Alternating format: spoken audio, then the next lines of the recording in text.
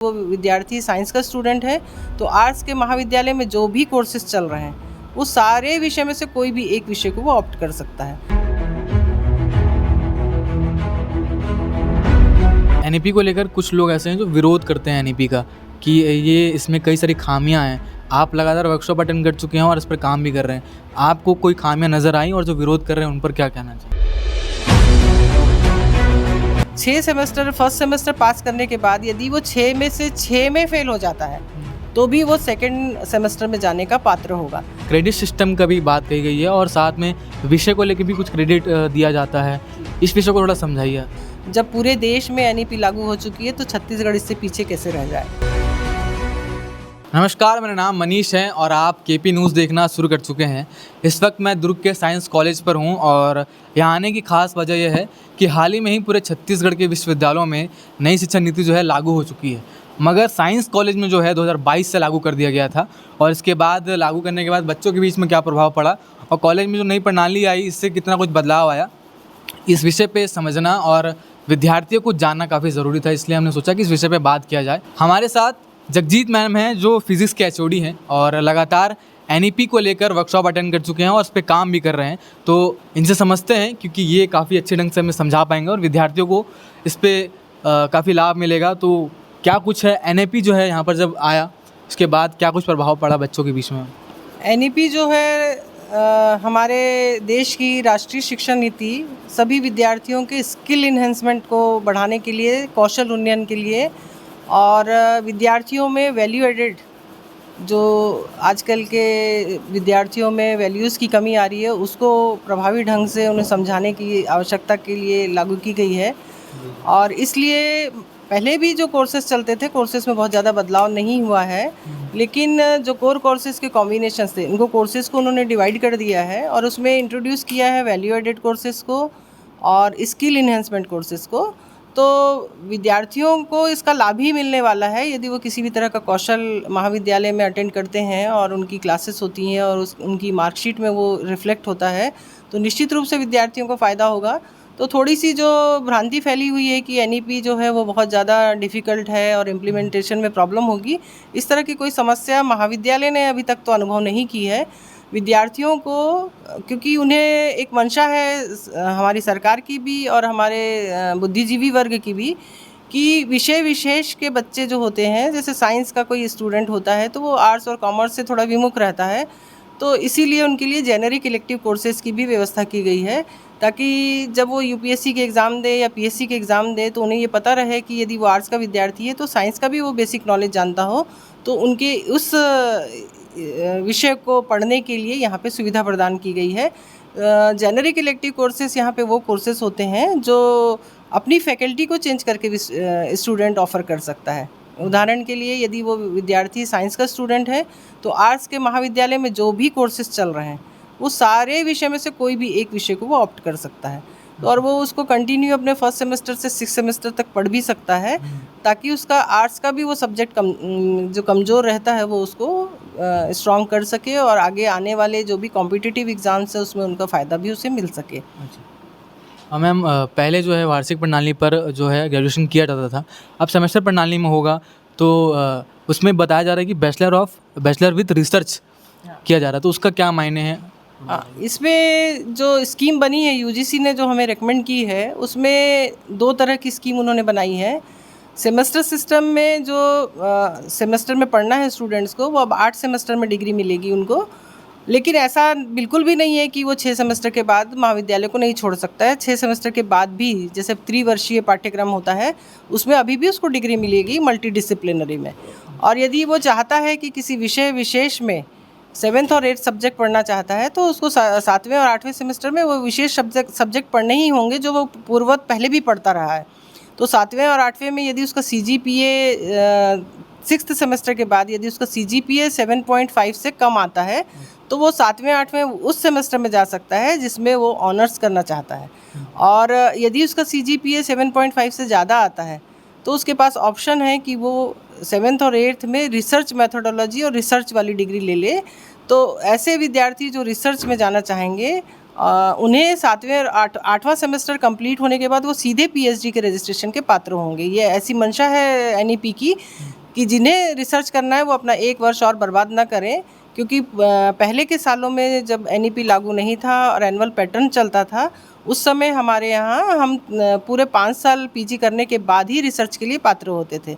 तो अब ये 7th और 8th सेमेस्टर मिला के पूरा सीजीपीए पहले सेमेस्टर से लेके 8वें सेमेस्टर तक यदि उसका अच्छे परफॉर्मेंस आते हैं और डिसाइड उसको 6 सेमेस्टर के बाद करना है कि वो 3 साल की डिग्री लेकर निकलना चाहता है, या 7th और 8th में जिसका सीजीपीए 7.5 से कम है वो सिंपल ऑनर्स में जाना चाहता है पर्टिकुलर सब्जेक्ट में, या वो 7.5 से ज़्यादा होने पर रिसर्च में जाना चाहता है। तो रिसर्च की फैसिलिटीज़ उनके लिए दी गई है और उसमें रिसर्च मेथोडोलॉजी और डिज़र्टेशन, ये दो जो रिसर्च से संबंधित पाठ्यक्रम है उसको सम्मिलित किया गया है।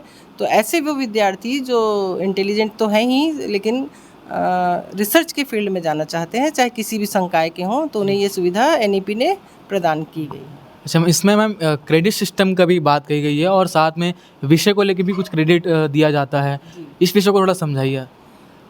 एक्चुअली उन्होंने जो स्कीम है उसमें डिसाइड कर दिया है कि सारे थ्योरी पेपर्स जो होंगे जिसके कॉम्बिनेशन पहले भी चलते थे, वो 3 सब्जेक्ट कोई विषय लेने हैं उन्हें, 3 विषय पर्टिकुलरली। मान लीजिए उदाहरण के तौर पे मैं एक मैथमेटिक्स ग्रुप का फिजिक्स केमिस्ट्री मैथ्स बताना चाहूँगी, जिसको बच्चे समझते भी हैं और ज़्यादातर लोग जानते हैं। अगर वो स्कूल में इस ग्रुप को पढ़ के आया है तो वो इस फर्स्ट सेमेस्टर में इसको लेने का पात्र है। तो हर थ्योरी पेपर के उसके 4-4 क्रेडिट होते हैं। तो साइंस वालों के लिए उन्होंने 3 क्रेडिट थ्योरी के और 1 क्रेडिट प्रैक्टिकल का रखा है, और जिस भी विषय के 2 क्रेडिट हैं या 1 क्रेडिट है उनके उन्होंने 50 नंबर रखे हैं और 3 क्रेडिट वालों के 100 नंबर रखे हैं। तो जब परीक्षा सेमेस्टर एंड परीक्षा होगी तो उन्हें पास परसेंटेज जो है अभी नई शिक्षा नीति में 40% पास करना अनिवार्य है। पहले जो स्टूडेंट्स थे वो 34 मार्क्स 100 में पा जाते थे तो पास हो जाते थे, लेकिन इसमें डरने की बिल्कुल भी आवश्यकता नहीं है, क्योंकि उन्होंने अभी सेमेस्टर एंड एग्जामिनेशन के साथ साथ आंतरिक परीक्षाओं को भी वेटेज दिया है। और अब यदि स्टूडेंट एडमिशन लेता है तो उसे 70% या 70 नंबर उसको सेमेस्टर एंड एग्ज़ाम में परीक्षा देनी होगी और 30 नंबर की उसकी सतत आंतरिक परीक्षा होगी। और आंतरिक परीक्षा में जो उसका बेस्ट परफॉर्मेंस होगा, जैसे 2 बार टेस्ट हुए और 30 नंबर का वो टेस्ट होगा, अगर 100 अंकों का है तो 30 में यदि उसको कितने भी नंबर मिले, वो डायरेक्ट उसके 70 नंबर, जब मान लीजिए 50 नंबर उसको सेमेस्टर एंड में मिलते हैं और 20 नंबर आंतरिक परीक्षा में मिलते हैं, तो वो सीधे सीधे दोनों अंक जुड़ जाएंगे और उसमें वो पास हो जाएगा। तो किसी वजह से कोई विद्यार्थी सेमेस्टर एंड में मान लीजिए 20 ही नंबर पाता है और आंतरिक परीक्षा में 20 नंबर मिल गए हैं, तो 40 नंबर मिल जाते हैं तो वो पास हो जाता है। तो पहले ऐसी सुविधा नहीं थी, 10% की सुविधा थी और 50 नंबर का पेपर था, तो 10% 5 ही अंक होते थे, तो 5 जो अंक हैं उनका बहुत ज़्यादा वेटेज नहीं होता था बच्चों को। लेकिन अब 30 अंकों का वेटेज बच्चे समझेंगे, और मुझे ऐसा महसूस होता है कि उच्च शिक्षा हो अथवा यूजीसी हो, उनकी ये मंशा है कि विद्यार्थी नियमित रूप से महाविद्यालय में आएँ, और नियमित रूप से आएंगे तो वो आंतरिक परीक्षा भी देंगे और आंतरिक सतत मूल्यांकन उनका होगा, और वो 30 अंकों में अच्छे अंक पास पाएंगे तो उन्हें वो सेमेस्टर एंड परीक्षा पास करने में कोई भी दिक्कत नहीं होगी। लेकिन इसमें एक क्लॉज और भी है कि यदि वो किसी भी वजह से आंतरिक परीक्षा नहीं देता है तो वो annual exam, semester and exam देने का पात्र ही नहीं होगा। इसलिए विद्यार्थियों को इस आंतरिक परीक्षा को गंभीरता से लेना भी होगा और उसमें अच्छे अंक अर्जित भी करने होंगे। इसका एक उदाहरण और भी देती हूँ। मान लीजिए कोई स्टूडेंट एब्सेंट हो जाता है तो उसे फॉर्म ही भरने नहीं दिया जाएगा, लेकिन स्टूडेंट यदि आंतरिक परीक्षा में अपीयर होता है और 0 अंक पाता है, लेकिन सेमेस्टर एंड एग्जामिनेशन में 50 अंक पा लेता है, तो वो उत्तीर्ण घोषित होगा। लेकिन उसे अनिवार्य रूप से आंतरिक परीक्षा में शामिल होना ही होगा। ये इसकी विशेषता है। और मैम एनईपी को लेकर आप लगातार वर्कशॉप अटेंड कर चुके हैं, और इस विषय में पहले जब वार्षिक प्रणाली होती थी और अब जो है एनईपी के तहत सेमेस्टर प्रणाली होगी, ये इसमें जब बदलाव किया गया, इसमें विद्यार्थियों के बीच में आप क्या पर्टिकुलर एक बदलाव देखेंगे, क्या बदलाव पड़ेगा उन पर? और अगर वो सेमेस्टर प्रणाली में पढ़ाई कर रहे हैं तो वार्षिक प्रणाली और सेमेस्टर प्रणाली पर एग्जैक्ट वो कितना ग्रोथ कर पाएगा? वार्षिक परीक्षाओं में जो स्टूडेंट्स का, अभी मैं, क्योंकि मैं महाविद्यालय में स्वशासी प्रकोष्ठ की कंट्रोलर भी हूँ, एग्जामिनेशन कंट्रोलर, तो मैंने जो महसूस किया है, विद्यार्थियों में ये ज़रूर भ्रांति है कि हम उतने अंक पा पाएँगे कि नहीं, पर हमने जो देखा कि स्टूडेंट्स में को यदि 80 केटी आती है, तो पुराने पैटर्न में हम उसे सप्लीमेंट्री कहते थे, पूरक परीक्षा, वो एक विषय में पात्र होता था। और बाद में जो एक ऑटोनॉमस के लिए ऑर्डिनेंस आया, उसमें हमने उन्हें 2 विषय के लिए पात्र किया, सप्लीमेंट्री के लिए। फिर हमें समझ में आया कि नहीं, इसमें कुछ बदलाव की ज़रूरत है, क्योंकि स्टूडेंट को यदि आप 2 ही सब्जेक्ट में पूरक की पात्रता देते हैं या बैक देते हैं, तो उनमें आक्रोश हो सकता है कि हम आगे आके पढ़ सकते थे। तो अमेंडमेंट के लिए हमने फिर से एक प्रयास किया था और वो अमेंडमेंट आ गया है।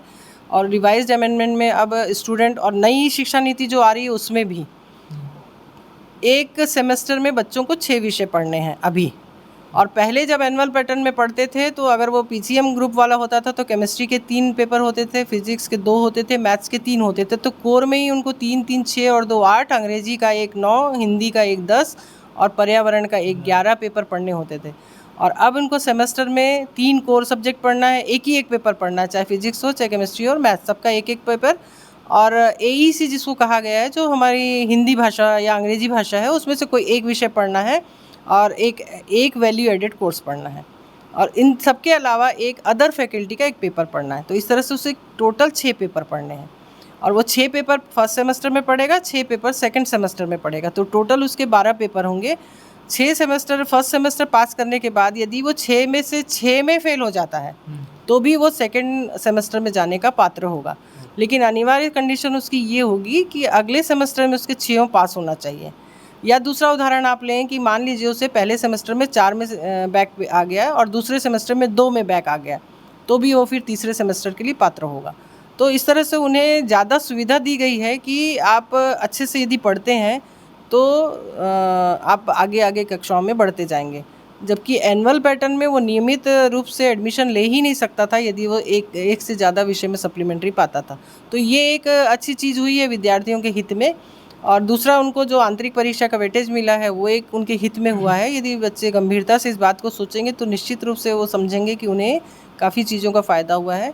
और जो समस्या मैं देख रही हूँ, वो थोड़ी सी कला संकाय के बच्चों में आती है, क्योंकि आपसे कहा जा रहा है कि आप जेनेरिक इलेक्टिव कोर्सेज वो वाले लें जो आपकी फैकल्टी के ना हों।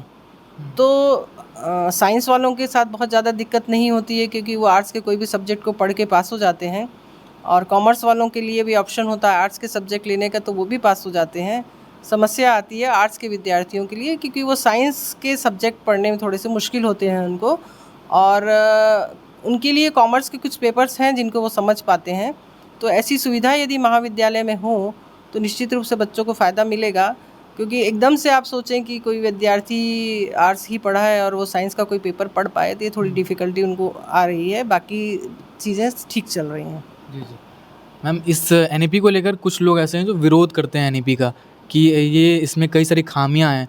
आप लगातार वर्कशॉप अटेंड कर चुके हैं और इस पर काम भी कर रहे हैं। आपको कोई खामियां नज़र आई, और जो विरोध कर रहे हैं उन पर क्या कहना चाहिए?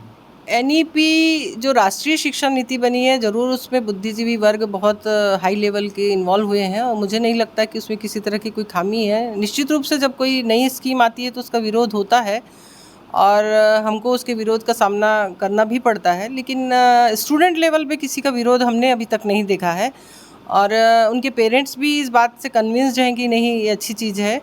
तो जो काउंसलिंग हम करते हैं तो उसमें तो किसी विद्यार्थी ने विरोध नहीं किया है। हाँ, ज़रूर उनके जब उत्तीर्ण होने का समय होता है और उसमें यदि कुछ प्रॉब्लम आती है तो वो तो थोड़ा सा आक्रोश बच्चों में रहता है। लेकिन राष्ट्रीय शिक्षा नीति क्योंकि बच्चों के हित के लिए है, तो मुझे नहीं लगता है कि किसी सामाजिक रूप से या किसी भी रूप से किसी का विरोध, मुझे ऐसा अपने महाविद्यालय में महसूस नहीं हुआ है, किसी ने विरोध नहीं किया है। और जब कोई नई चीज़ आती है तो थोड़ा बहुत उसको एक्सेप्ट करने में थोड़ा सा समय लगता है। और हम लोगों ने भी बहुत एक आध महीना हमें भी थोड़ा उसको जोर आजमाइश करके समझना पड़ा। हर किसी को एक्चुअली, जो भी टीचर्स इन्वॉल्व हैं उसमें, उन्हें समझना होगा। जो विरोध कर रहे हैं, ज़्यादातर ऐसा भी हो सकता है कि उस महाविद्यालय में, कॉलेज लेवल पे तो मुझे नहीं लगता है। हाँ, ज़रूर ये है कि हमारे उच्च शिक्षा में हमारे सचिव महोदय और हमारी कमिश्नर मैडम इस बात पे बहुत जोर दे रही हैं कि किसी भी तरह की कोई भी कमी हमारे पास यदि है तो हमें सामने बताएं। और उन्होंने सबकी कमियों को दूर भी किया है और तुरंत आदेश निकाले हैं। और बहुत सारे कॉलेजेस में फैकल्टीज़ की कमी थी, तो उन्होंने नए नए आदेश निकाल दिए हैं। अब बहुत सारे लोग हमारे महाविद्यालय में जहाँ पर भी कमी है वहाँ पे रिक्रूट हो जाएंगे, और बहुत नियम चेंज किए हैं उन्होंने उसके लिए, और लगातार प्रयास कर रहे हैं। रोज़ हमें कुछ ना कुछ मैसेज मिलता है उनकी तरफ से, और खूब सहयोग मिल रहा है एक्चुअली उनका। जब पूरे देश में एनईपी लागू हो चुकी है तो छत्तीसगढ़ इससे पीछे कैसे रह जाए, ये मेरा कहना है। शुक्रिया मैम। हमने कोशिश की थी कि इस विषय को अच्छे से समझा जा सके, और मैम ने काफ़ी अच्छे से समझाया भी है और कई उदाहरण देकर भी समझाया है। तो अगर आप एडमिशन करने के लिए जाने वाले हैं और विश्वविद्यालय में जो एनईपी लागू होने वाली है उसको लेकर, लागू हो चुकी है, उसको लेकर अगर कोई भी सवाल आपके अभी भी बचे हैं तो कमेंट बॉक्स में ज़रूर बताइएगा, और लगातार केपी न्यूज़ के साथ जुड़े रहिए। धन्यवाद।